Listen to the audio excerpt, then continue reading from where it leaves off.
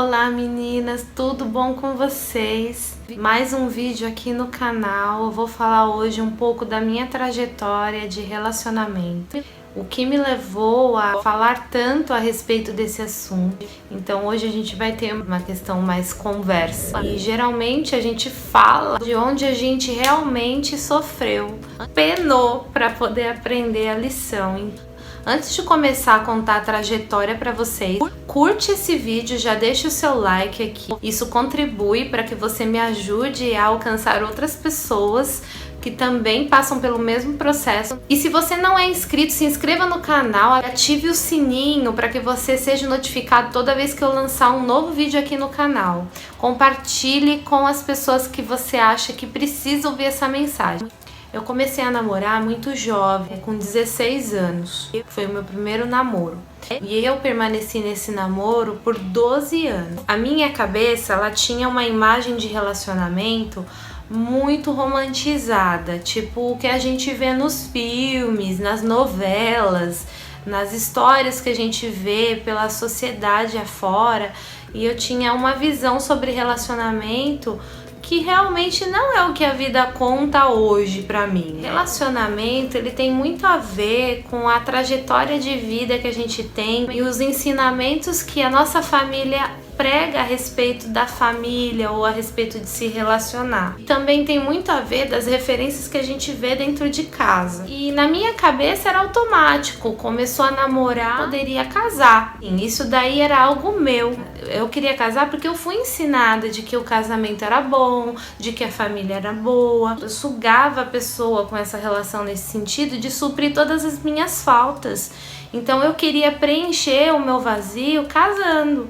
Chegou um determinado tempo na minha vida que eu comecei a ficar me sentindo triste, né? E quando eu vi que o meu relacionamento não estava avançando pro que eu tinha criado na minha cabeça, que era o casamento, eu comecei a me frustrar, porque eu tava com um propósito de vida que o meu parceiro na época não tava no mesmo propósito. E não entendi exatamente qual o propósito para eu casar. Eu tava seguindo uma regra que eu conheci na sociedade de casamento e família. Eu percebi que o relacionamento tava indo para caminhos diferentes e eu tentava forçar a barra, a pessoa não queria casar. Teve um momento na minha vida que eu comecei a ficar muito entristecida e eu precisei de ajuda. Daí eu fui buscar ajuda na igreja, com pessoas que poderiam me auxiliar, e também ajuda profissional, que foi com terapia. A terapia me abriu um leque de coisas que estavam inconscientes, o porquê que eu agia assim, o porquê que eu permanecia numa relação por tanto tempo e não conseguia me desligar. Eu sabia que eu não estava mais ali, mas eu poderia terminar e tanto eu quanto ele poderia seguir a vida dele, mas eu não conseguia me desligar. Conforme eu fui fazendo terapia, eu fui tendo clareza que tudo tinha uma ligação com a ausência do meu pai. Eu transferi isso para ele e ele supria algumas coisas que eu achava importante na minha vida, que eram as coisas que homens fazem, que vem da parte masculina, que é cuidar de coisas que quebram dentro de casa, que precisam de um auxílio, de um cuidado. Quando eu trouxe isso à tona na minha cabeça, eu percebi que o porquê que eu não conseguia me desligar, que não era mais o sentimento, que não era mais o propósito, era por conta emocional, onde eu depositava toda essa minha falta, minha necessidade, mesmo que inconscientemente, numa pessoa. Nenhum ser humano tem o poder de saciar essa falta.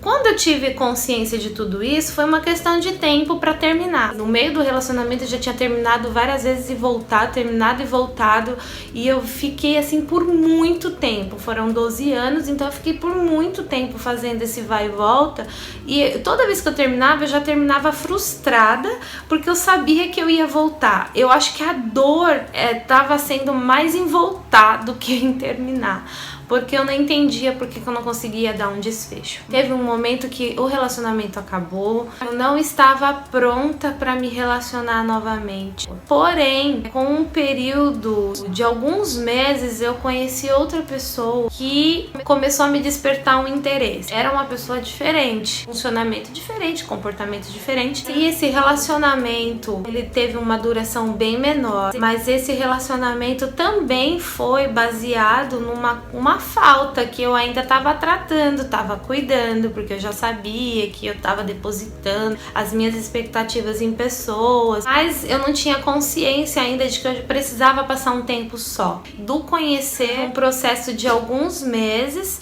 e aí a gente começou um namoro. Então acho que foi uns 4 meses até virar um namoro mais sério. Eu estava disposta a me relacionar, só que a pessoa, ela tinha questões a ser resolvida consigo mesma. E isso estava bem claro pra mim desde o começo, mas eu quis entrar de cabeça e tentar fazer com que a relação fosse adiante. É aquela famosa frase, né? Eu tava tentando calçar no meu pé sapatinho 32, sendo que meu pé é 35.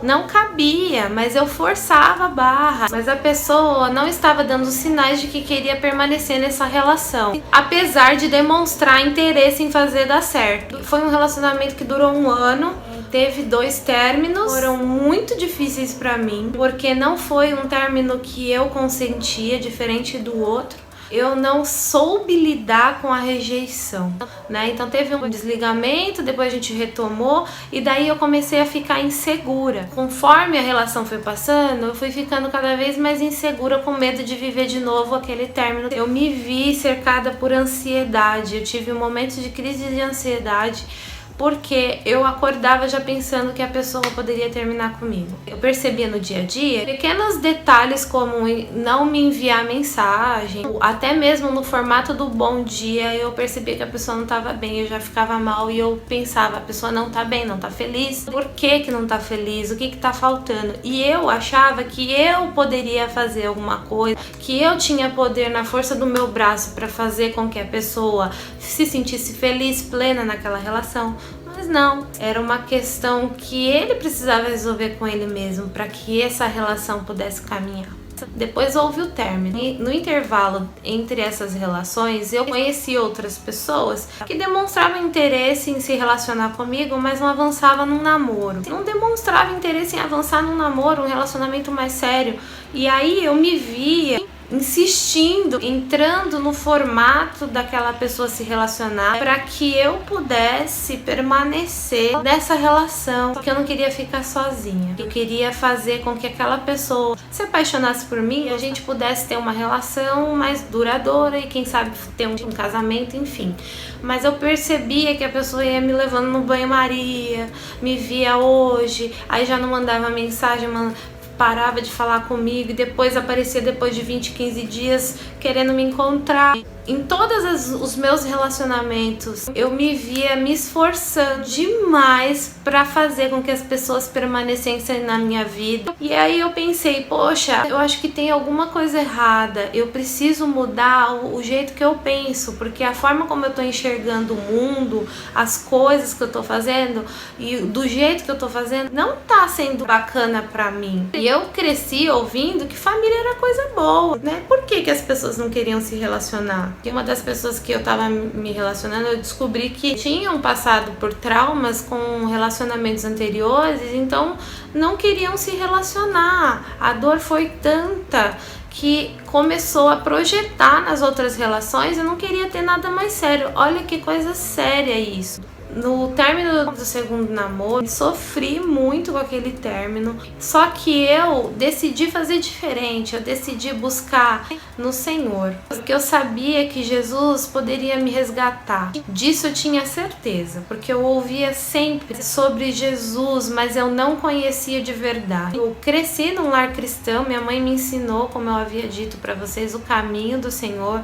Eu frequentava a igreja, mas eu não era uma pessoa que estava sempre na igreja. Eu ia de vez em quando, ou sempre quando o cinto apertava, quando a dor me consumia, eu ia para a igreja. Teve momentos que eu chorava de forma absurda e eu falava, eu não quero mais passar por isso. E eu não quero também generalizar, deixar de acreditar no amor, porque eu fiz as escolhas, mas eu tô fazendo escolhas erradas, elas estão se repetindo, eu tô escolhendo pessoas com o mesmo perfil, as pessoas não querem avançar num propósito que eu quero. Por que eu tô me interessando por pessoas que não querem nada sério comigo? Então eu comecei a refletir, tendo a consciência de tudo que fazia depositar toda essa falta e essa necessidade nas pessoas, ficou mais fácil para mim entender que eu tinha que depositar isso somente em uma pessoa. Era o Senhor Jesus. Ele é o único que poderia suprir essa falta. Jesus me comprou por um alto preço. Eu resolvi me entregar para Ele. Eu lembro até hoje da oração. Eu falei: Senhor, me ensine a ver a vida com os teus olhos e que eu possa começar do zero a partir de agora. Me ensine a me relacionar. Eu faça de acordo com os teus princípios. E a partir daí eu tive momentos muito especiais com Deus que eu mesma não estava compreendendo. Naquela época eu não era convertida. Eu me recordo que eu fui convidada para ir para uma balada com duas amigas minhas. E eu já tinha ido para balada em outros momentos. Para mim era super normal ir para balada. Normal. Quando eu cheguei nesse lugar, eu me senti tão mal, mas tão mal. Foi uma coisa assim que eu não sabia entender dentro de mim. Eu queria dar meia volta e ir embora, mas como eu tava com elas, assim, a gente tinha muito essa questão de uma cuidar da outra. Então eu permaneci lá, mas eu tava muito incomodada. Foi a última vez que eu fui pra balada. E eu tava diferente, porque eu estava vivendo aquele momento com Jesus. Era algo dentro de mim que não encaixava mais com esse formato que eu era antes. Eu realmente não queria estar naquele local. Eu comecei a entender e a ouvir a voz do Espírito Santo. Foi audível isso, tipo: filha, esse lugar não te pertence mais.